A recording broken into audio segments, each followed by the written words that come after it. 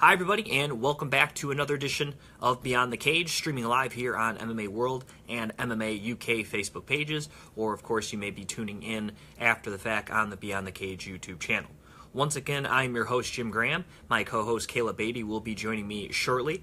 On today's program, we are going to recap this past weekend's MMA action from Bellator 193 in Temecula, California, and of course UFC on Fox 27 from Charlotte, North Carolina this past weekend. And we're also going to preview UFC Belem from Belem, Brazil, coming up this weekend on Fox Sports 1 with 6 fights featured on the main card. And we're going to preview and predict the winners for those 6 fights, and of course take your questions from below in comments, and of course talk about some other things that have happened in the world of mixed martial arts, major headlines, including the main event announced for UFC London. Especially the viewers coming in from the UK will be excited to hear what they will see in March coming up in London, England. Once again, I'm your host, Jim Graham. You can follow me on Twitter at Jim Graham. You can also like the page you're watching on right now, MMA UK or MMA World. Please like the pages. We're always updating content daily. And of course, Kayla, who will be joining me here in just a moment, you can follow her on Twitter and Instagram at fangirl_MMA. All right, very excited to talk about this weekend of fights. I think they're going to be fantastic on Fox Sports 1. Definitely more of a low-key card coming up, but we're going to be excited to talk about it nonetheless. So let's bring Kayla on, and we'll get started. And again, thanks for tuning in, and we'll take your questions as they come and comments in the comment box below. All right. I just sent the tweet on Twitter. Saying I'm live, just in case you follow me on there, at Jim Graham. As we're getting Kayla on the broadcast to talk about this past weekend of action, as well as what's coming up this weekend, as it's now February here in 2018. So, hey, you're upside down. I know you're upside down too. Let me figure this out. That happened. Okay, I guess I was upside down. No big deal. That would be a fun twist to the show, right? Yeah. To see how long people can stand one of us being upside down. How's it going? Let me readjust this. I'm in a different area, so my that's why. Doesn't get woken up with MMA talk so early in the morning. Right. Are you in the southern hemisphere? Is that why it was upside down? I think that's how that works, right? You caught me. I'm on vacation. How are you? I'm doing good. I'm really excited to talk about this week because not only is I think the main event going to be fantastic, I got to interview. Oh, did I lose you, Kayla? Oh, there you are. Okay. Okay, I think I'm Now back. I think this event's going to be all right. Not only do I think this event's going to be great, I think it was a week ago or 2 weeks ago. It's still on the MMA World page. You can also check on my YouTube channel. I got to actually interview Eric Anders coming up before this fight with Lyoto Machida. Yeah. And I'm super excited to see him fight. I think he is a guy you have to look out for. I think he is definitely a guy that is on his way up, not just in the middleweight division, but I think in the UFC. I think his athleticism, I think his work ethic, I think he's a likable guy, and I just think he brings it to the octagon. I think he really embodies what this sport is, and the fact that, when I talked to him, I was like, when you were a senior in college, you graduated in 2009, did you ever think you'd be competing professionally in mixed martial arts? And he was like, no, I thought I would be playing professional football still, even at this time in 2018. So Right. MMA wasn't even on this guy's radar 9 years ago. And now all of a sudden he's fighting in a main event. He's already a purple belt in Brazilian Jiu-Jitsu. And he only has, and I believe he's undefeated so far as a professional. And Yeah. I think it's amazing what this guy's story is, because it's not like he left football because he wasn't good. He got hurt and was able to transition into something completely different than football, and is now so far it's been working for him. Yeah, no, the more that I researched him and after your interview and everything too, I think that, you just described him perfectly. He just, he has such a great work ethic, and what, what an athlete to kind of have to close one door on the football thing, but then just fully take on another sport. Like you said, already, is already a purple belt in jiu-jitsu. I think he was, has competed in no-gi and won a few, is a medalist, I believe. Yes. So yeah, I'm really excited for him to fight. And I think, compared to some other guys that were on previous cards these last couple weeks that I think kind of got those ranked fighters or title shots a little sooner just because of lack of opponents in the division, I feel like Eric Anders is someone that these kind of like bigger fights or bigger names make sense to me because he's on a track where he's undefeated and putting in the work there. Absolutely, and I can't wait. We'll talk about that whole main card coming up later in the program. Another thing I'm excited for, I just bought a new gi. I got a new gi coming in. Cool. Super excited for it. It's a tatami gi, which will be my second tatami gi. So tatami, if you're out there, if you want to send me another gi, possibly an Estello 6.0 in blue A2 size, I wouldn't disagree with that. So so that would be great too. But no, it wasn't specifically like, oh, I have to get a tatami gi. But this particular, I was looking for a black gi, and this fit my price range. I like the look of it. So I'm getting a new gi. I don't know. That's one of the reasons why I think like jiu-jitsu. I don't know. I like wearing the gi. I don't know. It just, it's a cool, like, even if you're not good, just looking good in the gi, I think is half the battle, really. It gives you that confidence, puts you in the right mindset. I get it. You'll have to take a picture and show us. And plus, if you saw someone walking around in a gi, you're like, I don't want to mess with that guy. He's actually wearing a gi. Like, he's ready to go. You know? That's true. All right, we already got a question here from Steven. He said, any insight on Ronda joining the WWE?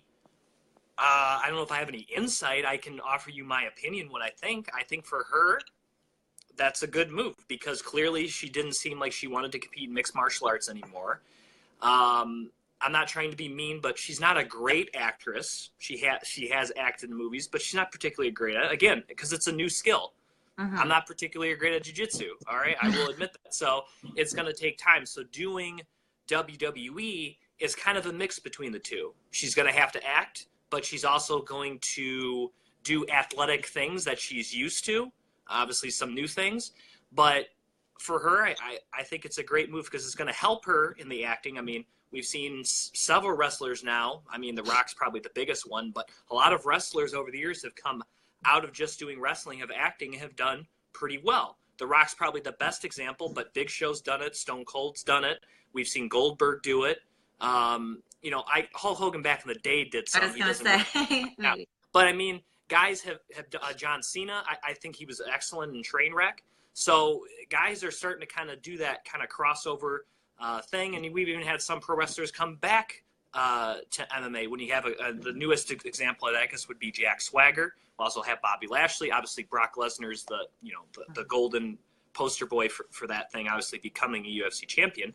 I think Kurt Angle and Batista also did some MMA. And speaking of acting, Batista's done some acting. Obviously, he is Drax in the Guardians of the Galaxy franchise, and he's done that very well. So, I think that's a great thing for her, and obviously she's made some money, but it's always nice to have a steady income, and WWE can do that for her. Yeah, and I like how WWE fans and the company are just really embracing her. And, obviously she didn't probably leave the UFC or not leave because she hasn't announced her retirement, but she kind of left on probably not the terms that she'd like to. And I think it's great. I think that, like you said, I like that she hasn't fully closed the door on MMA, because if she did ever return, she's going to bring just a bigger audience and fan base with what she's doing at WWE. She seems really happy with it. They want to make a star out of her, so I wouldn't be surprised if they got her, linked up with an acting coach. So I think it's a good move. I'm excited for her, and yeah, I think it's great for MMA and wrestling. All right, we're going to start first real quickly. Oh, I did want to say, if anyone hasn't seen it already, I guess this is sort of breaking news, not like we're breaking it exclusively or anything like that, but some listeners may not know. The main event for UFC London has been announced. I know we have a lot of listeners, obviously, that are watching on the MMA UK page, but they announced for March 17th in London, the main event is going to be in the heavyweight division as former heavyweight champion Fabricio Verdum takes on former Bellator champion Alexander Volkov. Will be the main event. Really? Volkov is a guy a lot of people thought could be next, obviously before they announced the fight with DC and Stipe Miocic. But if Volkov gets past a former champion who is kind of on a hot streak right now in Fabricio Verdum, you can make a case that possibly later in 2018 he fights for the heavyweight championship. And same thing for Verdum. If he beats Volkov, that's another cap in his feathers. Be like, all right, he's earned another shot at redemption. And really, whether it's DC or Stipe, I think it's a great matchup for Verdum. As far as selling, I think it's a great matchup to have Verdum take on either one of those gentlemen come on later this year. Yeah, I love that fight. I know that his name was being thrown in for sure. We all know that he wants that rematch against Stipe. So I think that, like you said, if he can get past Volkov, and that's an exciting fight. I like that one. I actually, it was a complete accident, but I was interviewing somebody at King's MMA, and Fabricio was there training, and he looked good. King's MMA is a great camp. I think it's one of those that came up a couple of years ago, really just kind of out of nowhere. It really just kind of came up out of nowhere. Obviously, for Fabricio Verdum, you had Rafael Dos Anjos, Beneil Dariush. They had Giga Chikazi, who is a glory kickboxer, be kind of one of their big striking influences coach. I know Jake Ellenberger was there for a bit. I don't know if he's still there, but he was there for a bit. That's developed into a really good camp over the years. And so that's cool you were able to go and visit some of the people there. Yeah, it was fun. Tom, good for Verdum staying active. I guess Dana has thrown him some money for dropping him off the tough coaching plan. I don't know about that. I can't agree to, or I can't comment on that. I don't know. But he's already coached tough before. It was the Tough Latin America where he coached against Cain Velasquez. So I can't speak to what Verdum's thinking, but I feel like the tough experience, once you already kind of do it once, I don't know how stoked you would be to do it again. Because obviously the first time revolved a heavyweight championship. So the second time, I don't know what it would have been if it would have been Tough Brazil. Actually, you know what? He's coached twice. Didn't he coach in Tough Brazil against Big Nog? I'd have to let me look. When he beat Big Nog in Brazil, I'm almost certain they coached against each other on The Ultimate Fighter. So actually, he's already been a coach twice now. So this would have been his third time coaching. I don't think he really wanted to do it a third time. That's a lot. And I don't think he really needs that, as backup to get a shot against Stipe or a title shot. I think that he has enough of an argument after one more fight. Right, and it makes more sense for DC and Stipe because we had, I think it was it Brad that was commenting last week saying they weren't really building Stipe up, and obviously after the fight, Stipe was saying he wasn't promoted. Well, putting him on television for 13 weeks straight as the coach of the Ultimate Fighter, I think is a great way to expose your heavyweight champion, right? Yeah, for sure. So I think they're taking the steps to rectify that, so that's good. And obviously DC kind of already has a lot of exposure, obviously being a champion. He's been a commentator. Now you add him in the tough house. I think it's going to be good. I mean, I guess DC's a little kind of trash talk guy. I think Jones really brought that out of him. I feel like before those fights wasn't really much of a guy. Stipe's not at all. Stipe's just like, yeah, I'm going to fight him. I'm a firefighter, whatever. I got to redo my kitchen. He's a pretty chill guy. I think it's going to be relatively civil between the two guys. But if any trash talking is coming out, it's obviously coming from Daniel Cormier. Yeah, I think if there are any, it'll probably just be very light, witty banter back and forth, kind of, just giving each other a little shit. But I can't see them actually having strong beef. But I think both of them are just so skilled, and I feel like especially Daniel Cormier, we've gotten a sense of, him doing commentary and working on UFC Tonight. But I feel like both of them are going to be really great coaches. They just seem like they'd be able to be good teachers. Yeah, because they're both, DC's almost 40 and Stipe is in his mid-30s. They both have almost 20 professional fights. I think Cormier actually is just over 20 professional fights. They both have a great wrestling background. Obviously, Daniel Cormier competed in the Olympics. Stipe Miocic was, I believe, an All-American at Cleveland State University. So they have a lot of things to offer, and obviously they're champions, both of them. So they have a lot of insight to offer young men or women. I haven't seen what weight class is going to take place. I'm assuming it'll probably just be men, but they could throw women in there as well. But both those guys have a lot of wisdom to impart on younger fighters on what it takes to become a champion at this level. Right. All right, let's get to Bellator. We do have one last question. A John Bones update. I don't think we have an update right now. When is this hearing? Isn't it in February? I think we're still on that. Yeah, I'm not sure. The last thing I heard about John Jones was him taking that lie detector test, but I don't think that, as far as I know, that really won't. I don't think it'll have that much bearing on his case at all, because that's not so. I mean, this is not like an actual court case. This is with a board of the athletic commission. So I don't know if that can be used. We know it can't be used in an actual court case, a polygraph test. So I'm not sure what that can do for him against an athletic commission. I mean, I guess for him, I'll put it this way. If they don't use it, oh, well, I guess it's one of those things where you figure he might as well try, and get it out there. But fans and as far as I know, I don't think it'll really help him, because that doesn't really show anything. Like, he didn't knowingly take the substance. Well, even if he didn't knowingly take it, they still found something in his system, right? So I don't know what really to tell Mr. Jones other than he needs to double check what he has, and that's happened to a lot of athletes. There was that other fighter, the female fighter, who got caught, and they tested all of her samples, and the sample that they flagged her for was not in any of her samples that she gave USADA, but they found another drug in there that is banned that didn't show up in her system at all. So, the name is escaping me, but I don't know. So maybe USADA has to double check their testing procedures. I don't know if that's what affected John Jones, but this case with this female fighter from the UFC, definitely something was off there, because she was like, yeah, I've been taking all of these, here they are. And they tested them and didn't find what she was flagged for. So, that's a very interesting situation right there, because I don't know her management or lawyer, but they could make a case to probably get her out of that suspension. So I don't know. We'll see. I mean, again, this is not John Jones' first offense, regardless of if this offense is kind of lessened. And I think the fact it's in the same state, kind of adds to it. Well, we shall see. I know it'll definitely break headlines once we get some answers. So. All right. Thanks for the comments, Oscar. Yeah. I think this time, actually, you know what? I misspoke. I believe this time it was with California.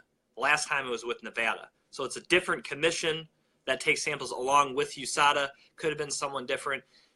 I'm not 100% sure, Oscar, but obviously in their minds, he took something that came up flagged, and they banned him for it. And again, it's hard to be super sympathetic towards his cause, because this is not the first instance of him taking an illegal substance, whether willingly or unwillingly. Right. That's the facts. All right, let's get to Bellator 193 here real quick. Happened this past weekend in Temecula, California. 4 fights shown on the main card. Boy, it started off quickly, very quick finish. Jake Smith against Teeve Cazorla. Didn't even get a chance to really go into a backstory, with these two guys. And the next thing you know, Cazorla's out cold. Very nice combination from Jake Smith. He now improves to 7-2. Cazorla falls to 8-2. I don't know if that was a fluke. I don't know enough about guys, but that's how you kick off a card, number one. And number two, that's how you make your Bellator debut. You knock someone out in about a minute. That's how you do that. Yeah, like you said, Bellator debut, if you want to get any attention, especially after last week, we had some really nice, exciting performances. So just to keep that ball rolling and open up the card like that was nice. Then we had AJ Matthews against Kendall Grove. Pretty close fight. Very impressed with AJ Matthews, because obviously he's the smaller guy at 185 against most people. But then when you add in you're taking on 6'6" Kendall Grove, You're really a smaller guy. But Kendall was never really able to establish his range. It seemed like Matthews was able to get on the inside with relative ease. Kendall really wasn't pumping a push kick or jab to really kind of keep that distance away. I felt that he was letting himself get back down very easily to the back against the cage, which to me negates his height and reach advantage. And also for a guy that I would consider a pretty good jiu-jitsu guy, I think he officially shot like one takedown. Where was Jets? I don't know. Here's the thing. If it doesn't work out, it doesn't work out, Kayla. But how do you not attempt a takedown, attempt to scramble, attempt to ankle pick? Because he was getting back down, and it didn't seem like he was making any adjustments to stop Matthews from moving forward. Like I said, pumping the jab, keeping that push kick or teat out there, or trying for takedown, or things he could, or just circle a lot more, or things he could have done to try to counteract that. But it didn't seem like he ever made that adjustment in this fight. And yes, it went down to a split decision, but I think AJ Matthews probably won all 3 rounds and was kind of surprised it was a split decision. It seemed like he was dominating the pace of the fight, where this fight was going, and I felt like he was landing the more damaging shots as well. He did more damage in this fight as well. Yeah, I didn't get to catch most of these fights on Bellator, unfortunately. But I know now JJ was the one who hadn't been, he was making a comeback after a while, right? Yeah, that was the next fight, the co-main event. He looked, I mean, he didn't look horrible, but just Saeed Awad definitely looked better. This was Ambrose's first fights. Well, it wasn't that big of a comeback. He last fought in June of last year, but he had never fought on a stage like Bellator. He's fought in King of the Cage, Pancrase. Actually, it said he fought in Bellator at Bellator 103. So yeah, he was making his Bellator return. And he's had some really weird appearances. He's fought like a lot. Like obviously, I think he's from the Australia, New Zealand area, and then so he actually fought on the first ever Affliction card. He lost to Mike Pyle. Then he was invited to the Ultimate Fighter Season 12, lost the fight to get into the house. Then he actually fought at Bellator 62, lost against Brett Weidman. Then then he came back at Bellator 85. He won there, submitting Brian Warren. Then he came back at Bellator 103, losing to David Rickles.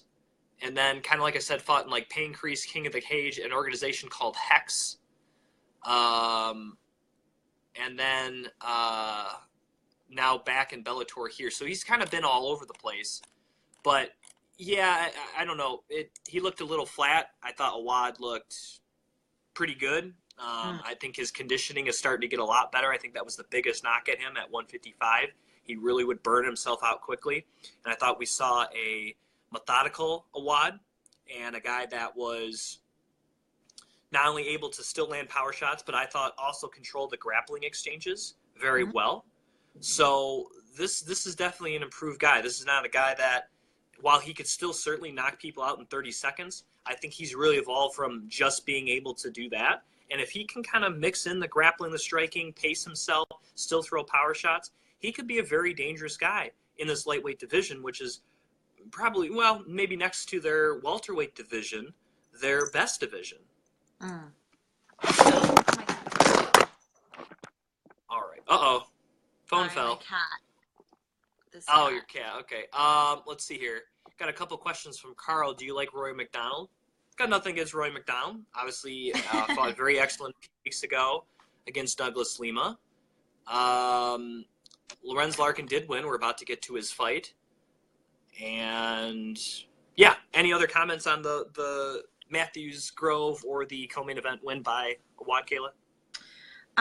Yeah, no, I was only able to catch the main event for Bellator, so thank you for catching me up too. But I was curious with that just because, yeah, like you had mentioned, he was making a Bellator return. I know people were curious as to what he's been doing in Guam. I believe he started a gym out there, and that's why he's been fighting for promotions kind of more out that way.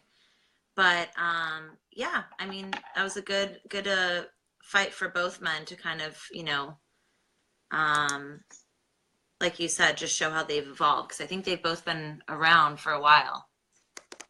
I want to say like All early right. 2000s. Also, real quickly, I got to give a shout out to Justin Lawrence, who won on the undercard. I think Justin Lawrence is a very talented individual. He now is 11-4. It was kind of unfortunate he was on the undercard. I think he deserved a main card spot, but it is what it is. But getting to Lorenz Larkin against Fernando Gonzalez, the main event of Bellator 193, I thought this was a very dominant performance by Lorenz Larkin. In previewing this with you, Kayla, I thought Fernando really needed to be aggressive, get on the inside, and really try to push Larkin to in the pace that way. Make him react, fight off his back foot, and that was not the case. Larkin started a little bit on the outside in round 1, which he is comfortable with. Then in rounds 2 and 3, he started coming forward. It wasn't just simply countering. He had all the combinations working, and Gonzalez could not seem to match that pace. He couldn't seem to deal with the speed, and it just seemed like I think if this had been a 5-round fight, I think Larkin probably would have finished it. But he really built himself up. He went up as every round went, and Gonzalez could not handle that. As this fight went on, Lorenz Larkin got stronger. I mean, like I said, this was a 5-round fight. He was building that arc completely. He maxed out in that 3rd round. Like I said, Gonzalez really just had no answers. That plotting style, his volume, it just seems like he couldn't get it off. You add in the range, obviously being a shorter guy, not only height and reach, he can never really seem to get on side to land a lot of those combinations and volume strikes that he's known for. And I don't know if it was the weight cut. I don't know how his camp went, but it just didn't seem like a typical Fernando Gonzalez fight. And you got to really credit for Lorenz Larkin, because to me, he took Fernando completely out of his game. And this was obviously a win for him, his first win in Bellator, but not only that, his best performance so far in Bellator today. Yeah, I was really happy that I think we finally are seeing, why Lorenz Larkin was given a title shot going straight into Bellator.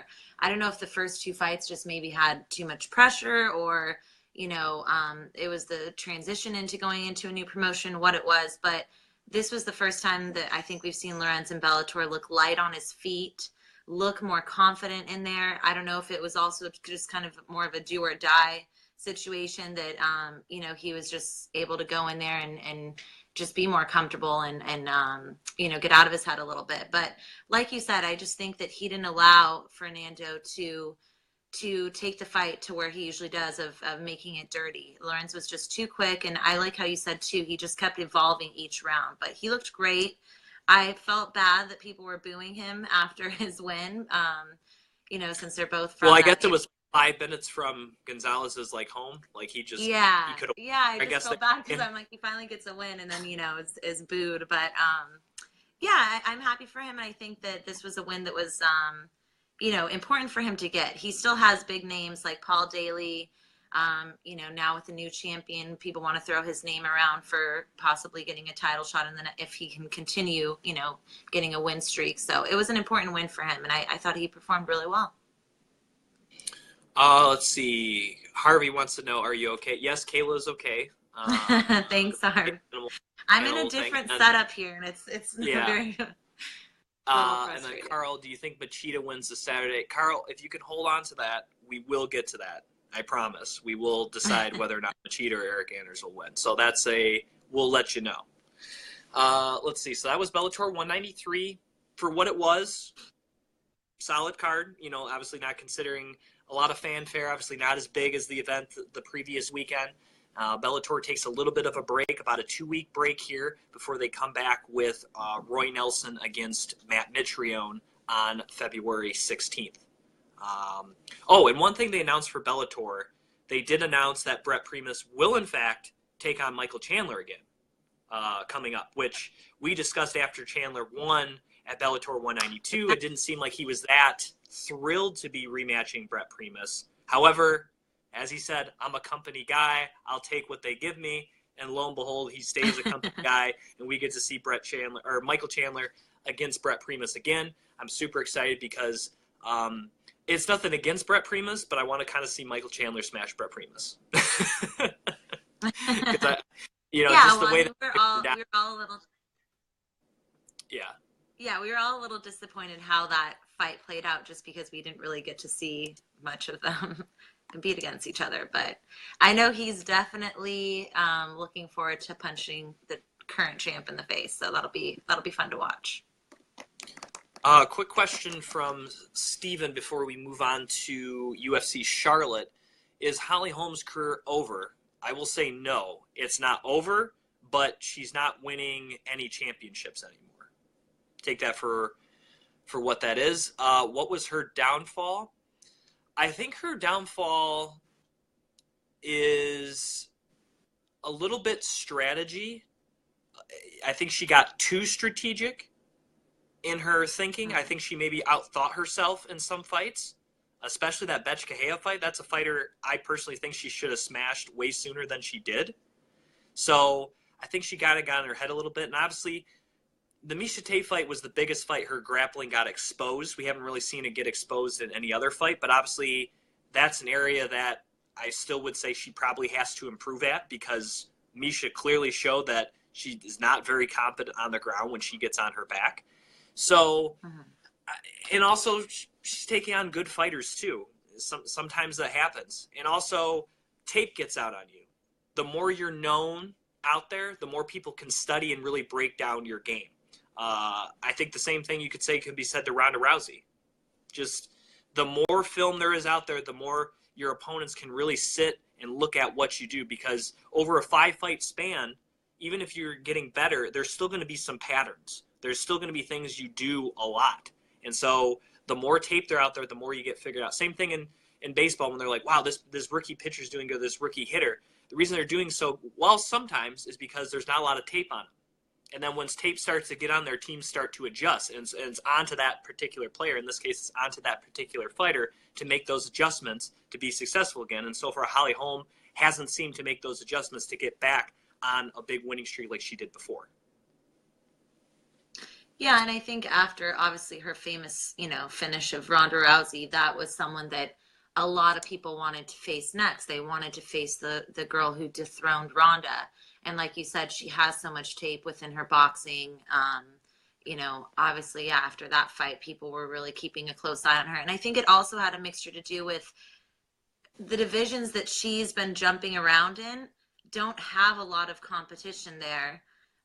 Whether it just be that the company isn't filling them up, or whether there's, lack of opponents. But I think that I think she kind of fought a little too quickly, took on some fights a little too quickly, and maybe should have prepared for more opponents, going because I've talked about this when someone on my radio show, and we looked at kind of, her title defense that she took after winning was super quick. Then the next few fights that she had were super quick. I think, like you said, she's someone that might get in her head a little bit, because it does look like she always has a slow start with her fights, that I think that her and her team maybe should have taken more time to kind of just like assess what they want to do with her next after losing that title. So I think it was probably a mixture of things, but I think that yeah, right now I think the biggest issue is 135 and 145 are just such confusing divisions to me, of who's staying where, what they're going to do with the champions. I don't know. All right, UFC Charlotte took place last Saturday on Fox Television. Prelims also on FS1 as well as UFC Fight Pass. Got to give a shout out to a local fighter here, technically in Windsor, but does a lot of training here in Detroit, Michigan, that being Randa Marcos, as she was able to get another victory, this time over Juliana Lima. Also, Bobby Green gets a win. Nice to see the King, Bobby Green, get a win over Eric Koch. And then also a fantastic performance by Mirsad Bektic, as he was able to knock out Pepe in the first round as well. First fight of the evening was in the welterweight division, as it was basically two 155ers moved up for various reasons, missing weight and restrictions in California, stuff like that, as it was Drew Dober against Frank the Crank Camacho. Very excellent fight between these two. Drew Dober, they won fight of the night, so great fight to kick off the card. Well deserved. Yeah, Drew Dober wins unanimous decision, 130-27 and 229-28. The biggest difference in this fight was probably the speed of Drew Dober. You could make a case Drew Dober really is a 155. Camacho, you could, even though he's tried to fight at 155 and has done so in other organizations, really big 55, maybe even might be better at 70. But because Dober is a natural 155er, that speed, that in and out movement, Camacho had a tough time countering it.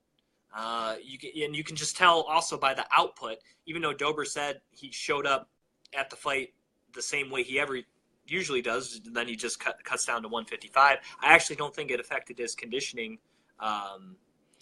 Like if this fight was at 55, I don't think it would have changed his strategy at all, is what I'm trying to say. Because he threw, get this is incredible. This is for a 15-minute fight. 338 strikes, Kayla. Was that many? Wow, that's pretty. If you're able to put up 338 strikes, you did good. All right, I'm going to say that right there. That's a good amount of output. Okay, now you can say, well, he only landed 161, Jim. I get that, but it's the threat of that. He threw 70 more strikes than his opponent, so that's pushing the pace. What's one of the criteria for winning a fight, right? Is effective striking, grappling, and octagon control. So that's part of that. That's effective striking, and that's part of octagon control, is putting up numbers like that. That's a fantastic output. Now, the wrestling thing, I kind of said that would be an X factor. I was wrong, at least from the side of Drew Dober, because he went 0 in his takedowns. So good on Frank Camacho stopping the takedowns. I think that definitely also changed the strategy of this fight, because if one of those 6 takedowns land, you probably don't quite see over 300 strikes from Drew Dober. I think it's fair to say. Right. However, Camacho was able to counter. He landed 3 takedowns. The biggest difference was he wasn't able to. 2 of those came in the first round. So outside the first round, the takedowns started to go away because Camacho started to get tired because he couldn't keep up with the pace. And that's when we see Drew Dober get the victory. He obviously said he's going to return to 155. I'm excited. Another big win for him. And he's just a guy that's a very hardworking guy. And I think for a guy that was primarily a wrestler, I think this fight showed that he is really starting to develop into a very competent striker. And he showed that even if he can't get the takedown, he can still change his game plan and adjust and still be a very competitive fighter. That's what makes a great mixed martial artist, right? Yeah, it was a very exciting fight. Obviously, yes, very, great performance with Dober. And I didn't know that he had, attempted that many strikes. That's really impressive. But what's also impressive is that Frank Camacho, though he looked a little slower in some rounds, was able to stick through all 3. I don't know, even though he lost and doesn't have the best record in the UFC, he's still getting main card, fights and people are still backing him up because you just know he's going to go in there and he's going to give you a good fight. And I think that both men had some nice moments within this bout too. Yeah, it's not like Frank Camacho fought poorly or anything like that. Just Drew Dober just had that little bit extra that night. And while it was still a very competitive fight, I think Frank can take these adjustments. He can take them into his next camp and just to prove about him. It's not like he has to rewrite the wheel or anything after this loss, but just little things will have to change because this is not the only guy who's going to try to attack him like this. Like other people are going to kind of try to do what Drew Dober did. So that's something that he'll just kind of have to adjust a little bit to. That's all. All right, next fight of the evening, as I bring up my list here, this was at lightweight as Gregor Gillespie took on Jordan Rinaldi. This was pretty typical Gregor Gillespie fight, I would say, right? I mean, he got the takedown, he passed the guard, and he landed some strikes. They started to get more powerful, and eventually too much for Mr. Rinaldi, and referee Donnie Jessup had to come in and stop this thing 14 seconds before the end of round 1. And yeah, that's what this kid's been doing. He's been able to use dominant wrestling, great control, and obviously some powerful shots in tight. And he gets another finish. He stays undefeated. And I think afterwards, after the fight, he says he wants to go fishing, so he's going to go do that. And I'm excited to see this kid develop. No offense to Rinaldi, but I think it's time for him to take on somewhat of a known quantity here in the lightweight division, and I think he's ready for it. Yeah, I think so too. There's a reason why there's some hype, being built behind this guy. He gave us a dominant performance, and yeah, with an undefeated record, I think that, like you said, I wouldn't be surprised if he gets bigger name next. Hey Ray, how's it going? Hey, Uh, Ray. so yeah, I'm excited for that, and we got the co-main event. I'll admit, I was very hard on Andre Fili before this fight. I fully admit it. But in my opinion, I was testing Andre Fili because I said he has a lot of potential, and I said he hasn't lived up to that potential. I went back, I watched it, and he showed up on Saturday night. He showed the potential that he has. Not only did he stop Dennis Bermudez from taking him down, which was a big key in this fight, he actually took Dennis Bermudez down. Now, officially 4 of 12. I think that's because later in that third round, he was really kind of reaching for it a little bit. But most of those takedowns were pretty easily, especially in the first 2 rounds. He mixed them in very well. Now, he did get slightly outstruck by Bermudez, 133 to 93. But I think those 4 takedowns were a big reason why he won, and the fact that he was really able to shut down Bermudez. And so, yes, it was a split decision. I think it was a close fight. I think I can see how the judge gave it Bermudez. It's not like Andre Fili completely, wiped the floor with Dennis Bermudez. But I think those takedowns, even though, 4 or 12 is not like a super successful rate, but I think those takedowns, the fact he was able to get them, and a lot of them didn't sustain a lot of ground time, but I think that really stood out in the judges' minds. His takedowns with the lack of takedowns of Bermudez, I think that really stuck out in the judges' minds. And I think that's why he got that edge in victory. But I thought this was a very good performance by Andre Fili, a lot better than his last couple of fights. And if he can fight like this, then maybe I'll start to kind of come around him. But this was a very big fight for him, co-main event of a Fox card against a very quality opponent, and he was able to get a win. Yeah, he said that people underestimated his wrestling, his takedown defense, and I think he, proved everyone wrong here with this fight.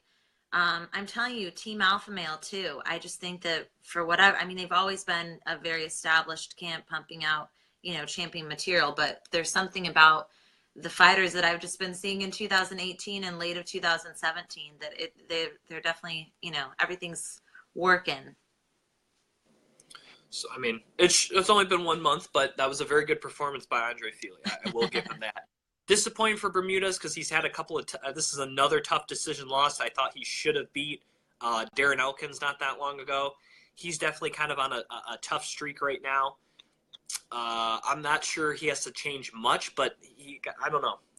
Something will have to change for him, though, because he's just losing these decisions on fights where he fights well, but he hasn't been able to get the win. So he may just have to tweak some things, look at some footage, and kind of reassess maybe strategy a little bit. That I don't think he's done, but he's definitely going to have to look over some things because right now just things aren't going his way for whatever reason. Another question from Steven. You mentioned camp changes. Do you know any MMA fighters who made an adjustment change their career? Well, the biggest is Rafael Dos Anjos. This is a guy that was relatively a mediocre UFC lightweight. And like I mentioned to you earlier, talking about Kings, all of a sudden Kings MMA starts, and all of a sudden this dude is beating everybody. He becomes world champion. Yes, I know he lost. He moves up to 170 and now is on the cusp of fighting for another world championship and another division. This is a guy that, I mean, again, he got knocked out by Jeremy Stevens, like early on in his career. He got whooped by Khabib. Like, I guess everyone gets whooped by Khabib, so maybe that's not the best. But what I'm trying to say is he kind of wasn't that great of a fighter. He wasn't a fighter everyone, after his first 6 fights in the UFC, which is usually you can kind of tell whether a guy's going to get to the top or just kind of stay in the middle or go towards the bottom. Rafael Dos Anjos was not a guy anyone was like, yeah, this guy has championship potential. Nobody was saying that. And then all of a sudden he changed his career. So that would probably be the biggest change in terms of camp adjustments and changing the career. I don't know if anyone's made that big a change in terms of kind of going from like a mediocre fighter to world champion. That's probably the most well-known case. So it's possible, just not everyone's been able to do it. Because that's the thing. A lot of these camp changes typically come after guys on a losing streak or maybe already starting to get past their prime. Then they change a camp. So the camp change doesn't affect as much as you think it would because their skills are already declining. You know, when you look at someone like, I think a lot of people at the end of their career start to go to Jackson's. It's like, well, you're already kind of past your prime. Going to Jackson's isn't going to change much for you. Yeah, maybe you can get some better coaching. Maybe that can help you a little bit in strategy. But when your skills are already declining, there's only so much a new coach can do to help you. Yeah, no, I think, RDA is a very great example. It can be done. All right, main event of the evening. Boy, I'm glad I was wrong, Kayla, because as everyone knows, I'm a huge Jacare fan. But for the first time ever in the history of picking UFC fights on the history of this show, I've always picked Jacare. I picked against him this one, and my boy Jacare proved me wrong. Not only did he beat Derek Brunson, which is great in and itself, but he also got his second career knockout, and then coincidentally also again against Derek Brunson. It's Derek just, Brunson. I was talking with a friend, it's like he just has Derek Brunson's number. Some guys just have your number, and Jacare just happens to have Derek Brunson's number. And it's just so crazy that you look at, oh, wow, he only has 2 knockouts, and they came against the same guy. It's crazy. And this time I think is even more incredible than the first time because the first time we thought Jacare was definitely in his prime, Brunson was an up-and-comer. Even though it was a knockout, people weren't like, oh, I can't believe Jacare won. Now you can make a case, Brunson's kind of in his prime, Jacare is starting to kind of exit his prime. And you add in the hometown nature of the beast, too, the fact it was in Derek Brunson's backyard there in Charlotte, North Carolina. And the fact he also did it with a head kick, not like you took him to the ground, pounding him out or anything like that, was absolutely incredible. And this is a huge bounce back win for him after the fight with Robert Whittaker did not go very well for him. This was a huge win for him, especially in a main event like that in someone's backyard. Yeah, for sure. And I think, like you said, it's just so interesting that Derek Brunson, after, getting knocked out the first time, that was definitely I think either the first hard hit of his career or definitely one that, stuck out to him and gave him a reason to start evolving as a mixed martial artist. And that's, like you said, nature of the beast. So sad that he was wasn't able to come back and get some redemption off of that. But I think anyone that questioned Jacare of being this older guy and maybe kind of towards the end of his career, I think that he's someone that still looks very good. I wasn't aware that he had fought Whittaker with an injury or not, feeling his best. I think he had come out saying that there was something going on when he was had faced Robert Whittaker. So I think that's where we saw that emotion come out after his win, is just that he was able to come back from that and, like you said, get a finish. So now I'm intrigued, if there was something where we didn't get the best Jacare versus Robert Whittaker, then there's a rematch that does kind of intrigue me a little bit that I know people are throwing out there. I have 2 fights I think may happen for Jacare. Michael Bisping or Kelvin Gastelum. I don't like the Kelvin Gastelum fight. No? And then I think a dark horse would be Chris Weidman. Okay. Yeah, because Jacare was a contender coming up. Weidman was the champion. There was talk, would Jacare ever get to face Chris Weidman? Obviously, he's never fought Michael Bisping. I think that's a perfect opponent for a retirement fight because that's a high-profile fight. It's a fight that I think fans have kind of talked about for a while. Again, Bisping was champion for a little bit, so I think that's a possibility. Right. And then, well, I don't know, because in the news, people are talking about whether or not Michael Bisping is even going to have another fight. But yeah, those 2 intrigue me more than the Kelvin Gastelum. The only reason why I just don't think that Jacare, where he's ranked and placed, and after this performance, I think Kelvin Gastelum is a dangerous guy, but I also think that he's someone who hasn't been consistent. And I think that why should Jacare risk fighting Kelvin when he's kind of right up there and can face other names, like you said, Chris or Michael, to eventually get in talks once they figure out what's going on with Robert Whittaker, with Yoel, with Luke. Yeah, and we had a comment from Brad saying he definitely has to kind of work on some things, and that's obviously true because he has seemed to falter against high-level opponents. And it's one thing to lose, but he's getting finished in these fights, and it's so decisively. And obviously they mentioned on the broadcast that he now has full custody of his children, so he wasn't able to go and train in Albuquerque like he had been for previous camps or part of his camps. And I'm not saying that's why he lost, but, Right. People are going to say, well, it's because he couldn't train at Jackson's. I'm not saying that's 100% reason. I think that probably contributed, but it's something that he'll have to look at, and because that's something that he wasn't expecting on happening. It's happening. I mean, having kids is a great thing. I'm sure he loves being a father. I hope so. I'm sure he loves spending time with his kids. That's awesome. So it's now something that he's going to have to adjust with where he's at, whether that's moving his whole family somewhere or trying to build up a better camp or find a better camp within a reasonable distance. I know Stephen Thompson trains in South Carolina. I don't know how far he would be to drive, but I mean, that could be a possibility. Will Derek Brunson be the next RDA, a change of camps, and all of a sudden his career resurges?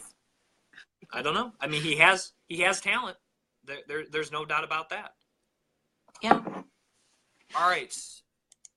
UFC on Fox 27 in the books. So we're moving to UFC Belem, which will be in Belem, Brazil this coming weekend, Saturday, February 3rd, 10 p.m. in the East, 7 p.m.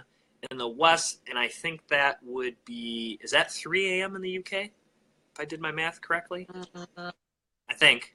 So sure. late for you late for those of you in the UK on Fox Sports 1. I think it's around 3 a.m. We got only 6 prelim fights. That's because there's 6 main card fights. We're going to actually have Joe Stevenson's wife, who comes off a run in The Ultimate Fighter. She's making her debut, taking on Polyana Vivana. This will be it actually says strawweight on the website, even though Stevenson competed at flyweight, obviously, for the show. Looks as though she's moving down to 115. And then Devison Figueroa, or Figueiredo, I apologize. I think he's coming off a win over Jared Brooks. He'll be taking on Joseph Morales. Those are the 2 Fight Pass fights. Then the undercard shown on FS2, former Bellator champion Joe Soto and former UFC title challenger as well. Joe Soto takes on Uri Alcantara. Should be an interesting fight. That's in bantamweight. We have Douglas Silva de Andrade taking on Marlon Vera. Very excited to see Marlon Vera fight. That guy's always very exciting. And I feel like he's definitely a guy that's made some very good changes in his camp. Then Alan Patrick will be taking on Demir Hazovic, coming out of Bosnia. That's going to be in the lightweight division. And then always love seeing this guy compete, Kayla. The Dirty Bird, Tim Means, takes on Sergio Moraes as the FS2 highlight fight on the prelims. Of those 6, is there anyone in particular you are looking forward to that fans should tune in for? Yeah, well, I'm definitely curious as to why Maya Stevenson is not fighting at flyweight. That's really interesting. But I think just that last fight that you mentioned, Moraes versus Means, that's a good one. I will agree. I think Tim Means is a very intriguing matchup with his height, reach, his power. I think it's a guy that just at times maybe gets a little too kind of complacent, a little too kind of slowed down sometimes. I think he could really push the pace a lot more, especially at 170. I think he could be a little more active. And I think that's really the biggest negatives I have in some of the Tim Means fights. I think he kind of sits back and looks to counter maybe a little too much instead of just attacking and allowing some of those attacks to open up opportunities for him. And so Moraes is a guy that's definitely a very aggressive guy, a guy that typically comes right at you.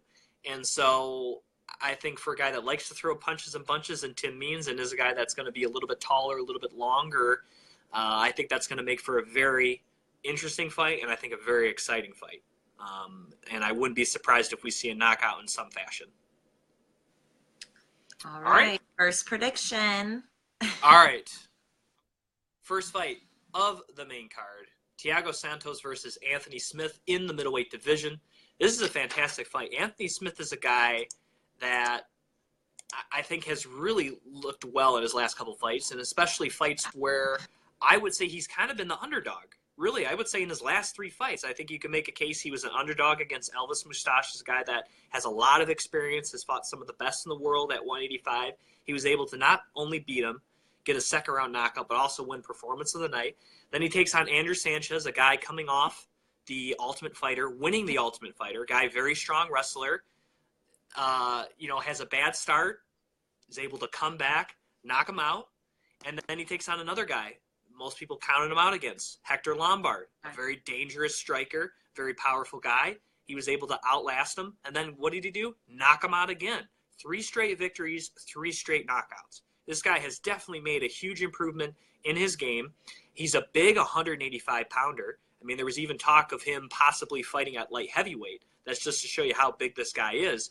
And Thiago Santos, equally as big, but has been on kind of ups and downs lately. He obviously is a fantastic striker. Kind of had some trouble taking on some elite guys there with Gegard Mousasi, then also had that bad upset loss to Eric Spicely where he got submitted in the first round. But after kind of those ups and downs, much like his opponent, he's been able to ride a 3-fight winning streak. And also, guess what? Have 3 straight knockouts too. Knocking out the likes of Jack Marshman, Gerald Mishmart, and Jack Hermanson in 3 consecutive fights. So this is a fight where it's going to be a knockout. I think history has proven that's probably what's going to happen. I think the biggest thing is, does Thiago Santos, is he going to be able to do it for 15 minutes? Because Anthony Smith has proven that this is a guy that gets better as the fight goes on. He's a guy that really rises to the occasion. And both guys are not known for their grappling, but I think Santos does have a black belt in jiu-jitsu. I'm pretty sure he does, but he doesn't really use it a lot. So I think the grappling will be kind of an X factor.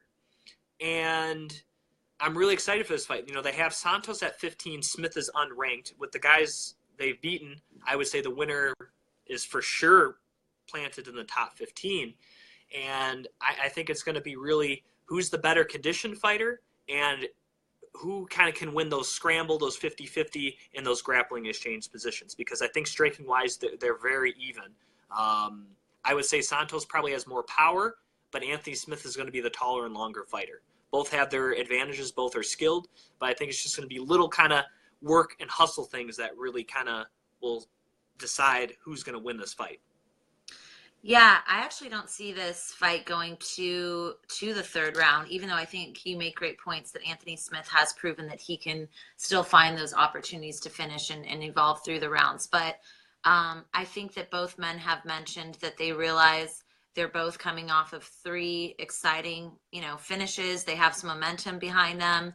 They know that the other one is capable of these knockouts. And like you said, Smith is looking to get ranked. He's looking to get a big fight. He has that momentum behind him. And so I think that we'll for sure get a knockout. I think that's why they also place this at the beginning of the main card.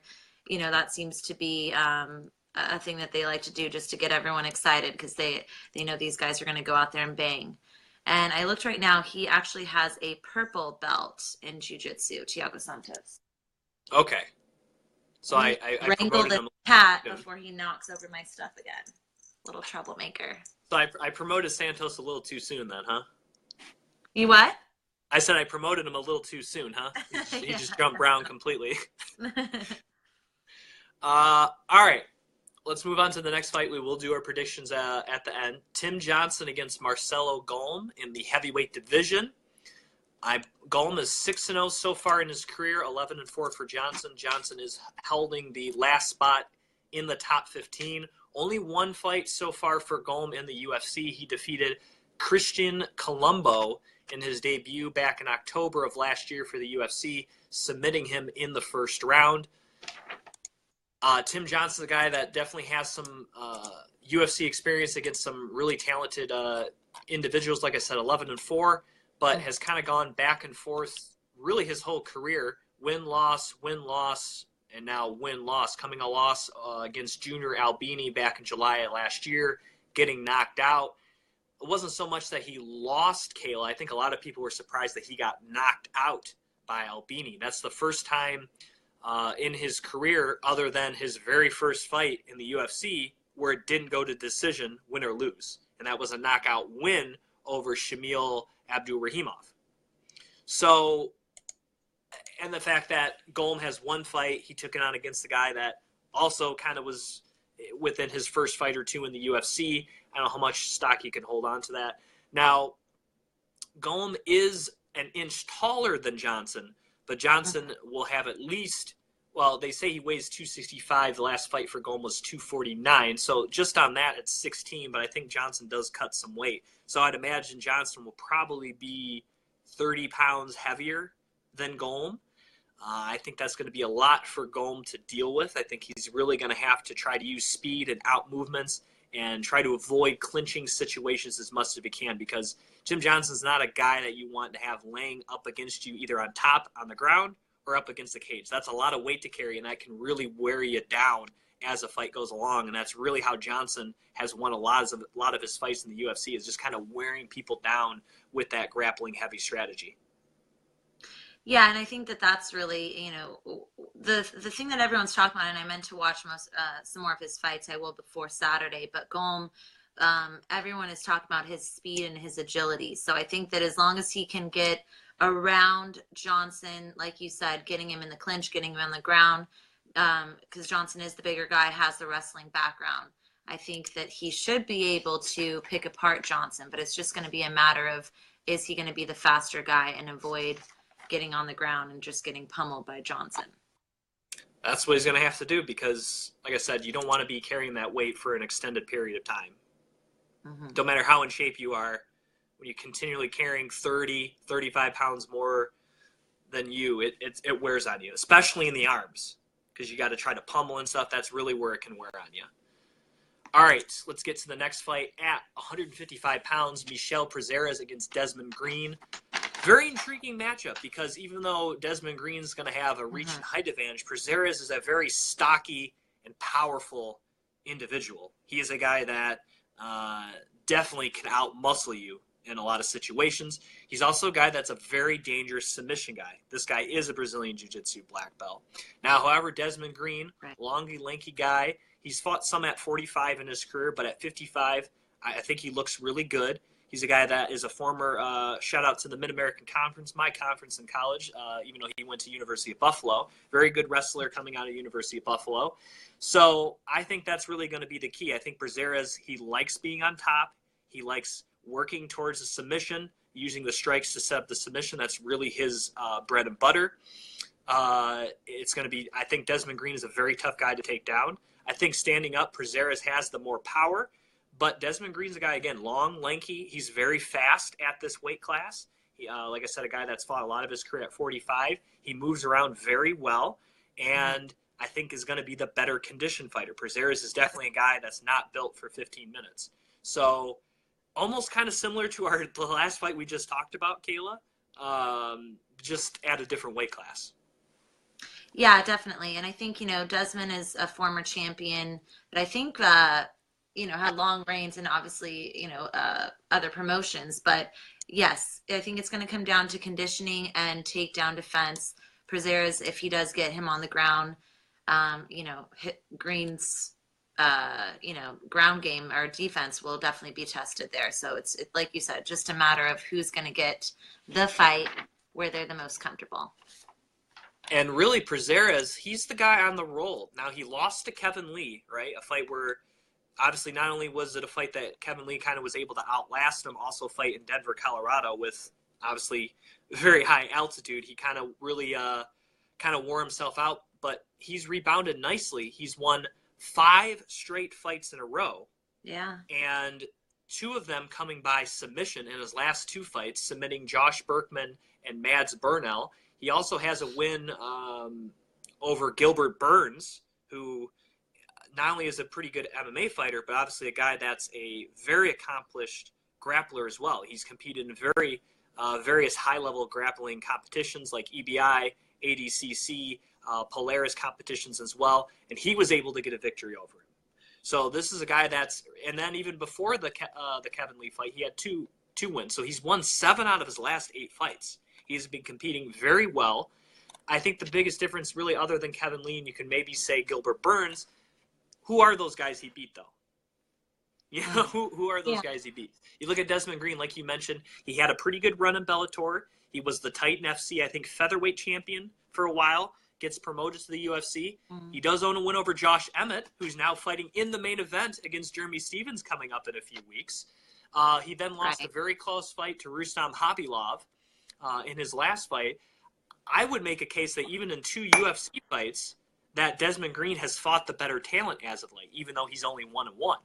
So I think Green's going to be ready for him. And I think this is going to be a tough test because you're fighting a guy on a roll in his home country and a guy that, if he gets on top of you, can spell bad things.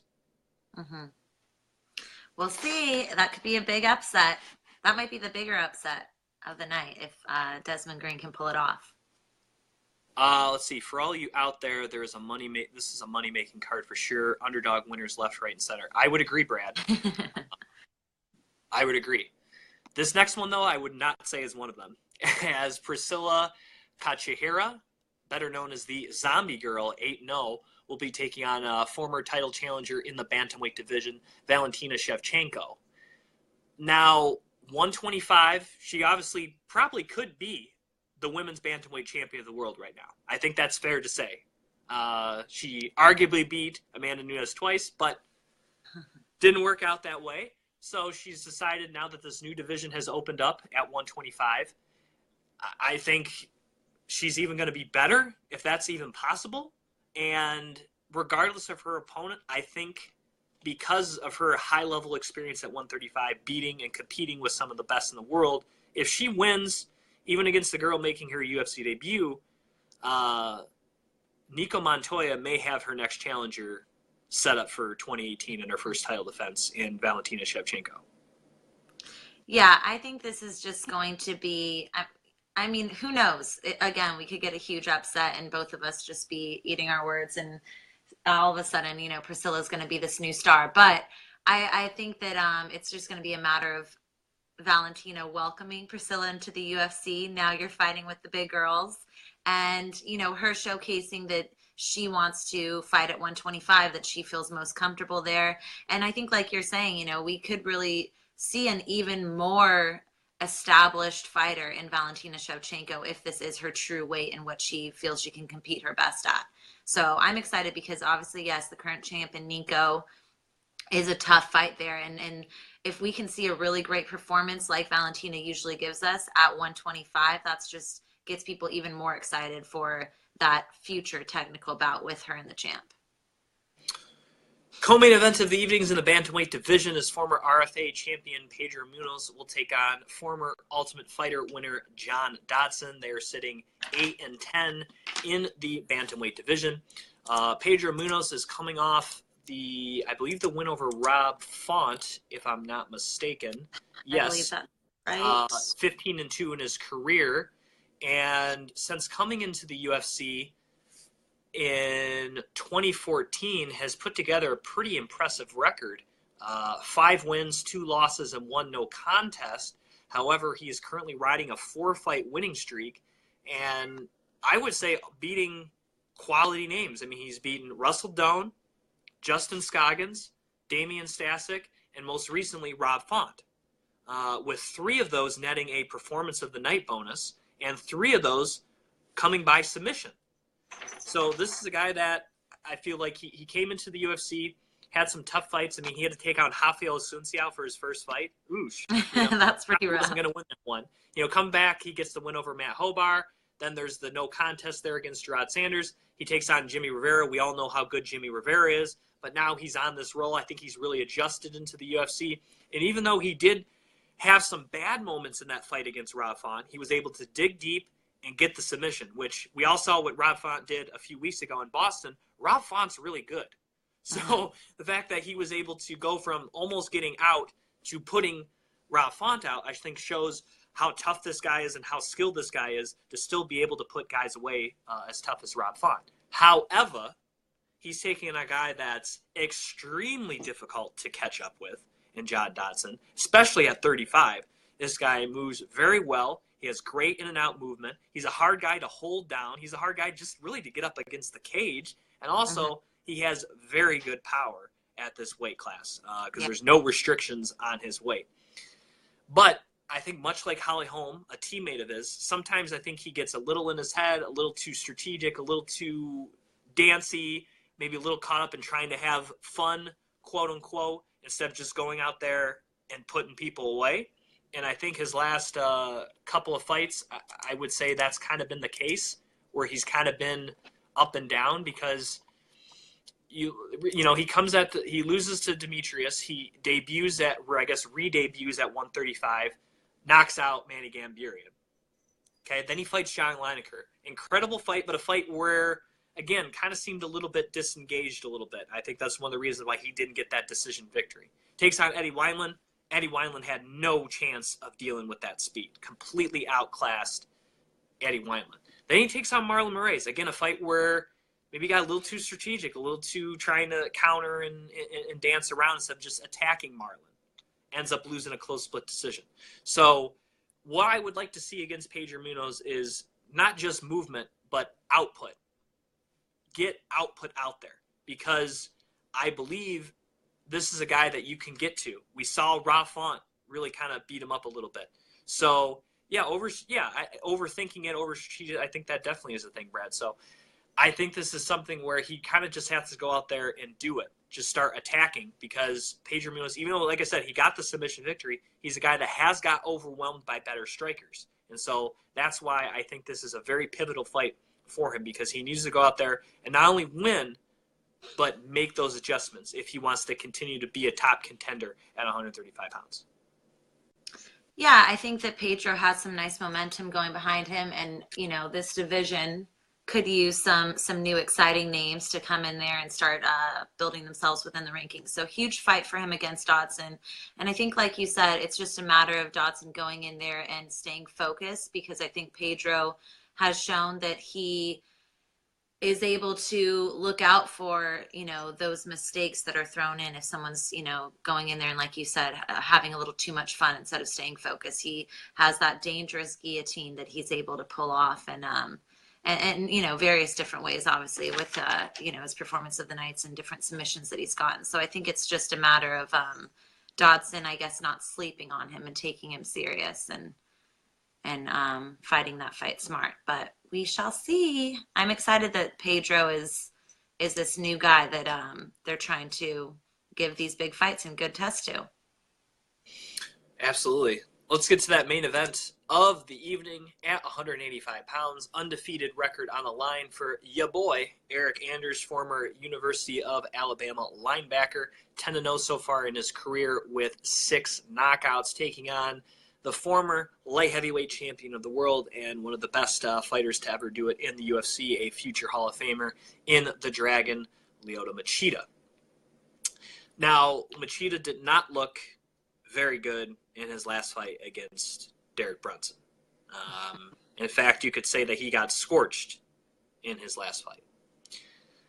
There was even talk of Machida saying maybe it's too quick to come back, but they already booked this card in his hometown of Belem, and they really wanted him to be there as the main event. So you add in that, you also add a guy that is definitely older. He doesn't move quite as quick as he did. He doesn't hit quite as hard as he used to, and doesn't quite have the conditioning that he used to. I think those are all fair. He's taking a guy that's going to be bigger than him, that's going to be stronger than him. Maybe in his prime he was faster, but now isn't. And a guy that's hungry for a victory, and a guy that I think has been going about things the right way in Eric Anders. And this is a very dangerous fight for Lyoto Machida. He has to be on his best in and out movement. He has to be able to strike on the outside. Eric Anders is very good at taking the center. He's very good at walking down his opponents. However, Machida is competent and capable of striking off his back foot. He's very good at it. So that's, to me, going to be the cat and mouse game. I don't think Anders could take him down, and we've seen in recent times where even though Machida does have good jiu-jitsu skills, we've been able to see big guys like a Luke Rockhold really take him down, and I think that happened to the Yoel Romero fight as well. Take him down and really just overwhelmed him with power and speed. And both Romero and Luke Rockhold were able to do it. Now, Eric Anders maybe isn't quite at that level yet, but he definitely is athletic. He's big, strong, and fast. So he has the potential and he has the physical attributes to do something like that to Machida. So for Machida, I would, even though he likes going in the clinch, I would say avoid the clinch, in and out, pick your spots, make Anders come to you. Anders is aware of that. He said in the interview I did with him, he goes, I don't want to be running into this guy. He goes, then I look like Ryan Bader. Mm-hmm. So he's very aware of what can happen if you just run into Lyoto Machida. And even at this stage of his career, Lyoto Machida is still not capable of knocking someone out like he did against Ryan Bader. So Eric Anders is very knowledgeable of that fact. So with Machida, again, he has to really kind of be on his P's and Q's and try his best to kind of befuddle him. I think the best two examples is his fight against Dan Henderson and his fight against Gegard Mousasi. Those are fights where really he was moving out really well, tagging him, moving away, and his opponents were like, what just happened? That's what he has to do. But if he leaves himself open or gets into exchanges of strength, I don't think he's going to be able to win those battles. Yeah, I mean, we kind of started the show off talking about Eric Anders, and I just think that, yeah, backing up everything that you just said, one thing that you just even mentioned that in the interview, he's very aware of his opponent. You talked about watching tape. I'm sure he's watched tape on those two opponents that you mentioned in Luke and Yoel of how they were able to expose and defeat Machida. And I think really it's just kind of a sad story with Machida. Maybe this is an example of how USADA or how being punished for a banned substance can really mess with someone's career, man. Like that layoff time we're seeing, did make a difference, at least in his most recent bout. So I'm hoping that, he doesn't completely get destroyed in his hometown, since he was kind of almost pressured to fight a little too soon. But I don't know. I don't think you can ever fully count him out. I hope that we get to just see an improved Lyoto and make, because what is he on, a 3-fight losing streak right now? Yeah, and he's got finished in all those 3 fights. Yeah, I think that's so it's just more nice telling to than simply losing. Redeem himself off of those. But I don't know. Eric Anders is just really in his prime and doing really well. That it's a scary fight. It is, because I think if he loses and gets finished again, I think he should retire. Like that's that would be his 4th fight in like 3 years, and he's got finished in all of them. And no offense to Eric Anders, at this stage in his career, you would say that would be his worst loss out of those 3, because he lost to Rockhold, Romero, and Brunson. Eric Anders will get there as his career progresses. That won't look, that bad, but it would be, as of right now, like his worst loss. Not in his career, but his recent loss, I guess say. So. Right. Yeah, and Brad brought up conditioning. That's definitely a factor. I think Eric Anders is good to go for 25. He's done it before in Legacy. That's actually his last fight before coming over to the UFC. So I think he's very capable of doing it. Plus, like I said, I know football is a different sport, but, when you're paying 60 snaps a game playing football and stuff, I think that kind of prepares you for a long haul of athletic activity. So I think he's very I think he'll be fine. So, all right, with that said, Kayla, let's get to these picks here for UFC Fight Night Belem. Again, Saturday, February 3rd on Fox Sports 1, 10 in the East, 7 in the West. First fight of the evening, middleweight division, Anthony Smith against Thiago Santos. Both guys are on a roll. However, I kind of like the volume striking, the toughness, and the grit of Lionheart Anthony Smith. So I'm going to go with Anthony Smith to win this one. I am as well. All right, next fight, heavyweight division. It's going to be Marcelo Golm against Tim Johnson. I really want to pick Tim Johnson, but I'm going to go with Marcelo Golm. I feel like he's going to be able to use enough speed and movement to not allow Johnson to grab and hold on to him. So I'm going to go with Marcelo Golm in this one. I'm as well. I think that, like you said, that speed and agility that people are talking about, we're going to see that. And they actually said, that he uses that to hunt for that KO. So what a way to, if you've only had, what is this, his 2nd fight in the UFC? Yes. Because, it's such a match of two different skills there. I think it would be really nice for us to see him go in there, show that speed, and show how he can get that knockout power. So I'm going to predict that Golem is going to win by finish. I think he's looking for that statement. Michelle Prazeres against Desmond Green at 155 pounds. I'm going to go Desmond Green. I think Prazeres will have a tough time trying to take Desmond Green down, and I think Green is the better striker. So I'm going to look for Desmond Green to kind of knock Prazeres off the roll that he has been on. So I'm going to go with Desmond Green in this one. I am as well. I think that he's going to be the better conditioned fighter and be able to prevent those takedowns and just keep the fight where he wants it. Valentina Shevchenko against Priscilla Kachihara, if I said that correctly, in the next fight in the women's flyweight division. Going with the bullet, Valentina Shevchenko. Me too. I can't wait to see her at 125. All right, John Dodson against Pedro Munoz. I'm going to go John Dodson. I think he will make the changes needed to get a win, and not just barely get a win. I think he needs a finish in this fight, to be honest. I really think he does to kind of reestablish himself. And it's no offense to Pedro Munoz. I think he's definitely a very skilled individual. He's really been on a great roll as of late. But I'm going to go with John Dodson. I think his speed will be tough for Munoz to deal with. I am going to go with Pedro Munoz. I think that he's on a nice roll there. I think that he sees that this is an opportunity to build his name and establish himself even more in this division. I don't think he's sleeping on John Dodson. I think that he's going to come in there prepared and get the win. Main event of the evening at 185 pounds, your boy Eric Anders against the Dragon, Lyoto Machida. I'm going with Eric Anders. I think this is his fight to put him on the map and shoot up in the rankings. He's currently unranked. Machida's 13. And I just think that right now Machida is just definitely on a decline. I haven't really seen anything that has showed that he's coming out of this decline. And I'm going to go with Eric Anders in this one. I'm as well. Just please don't make it a brutal finish of Lyoto Machida.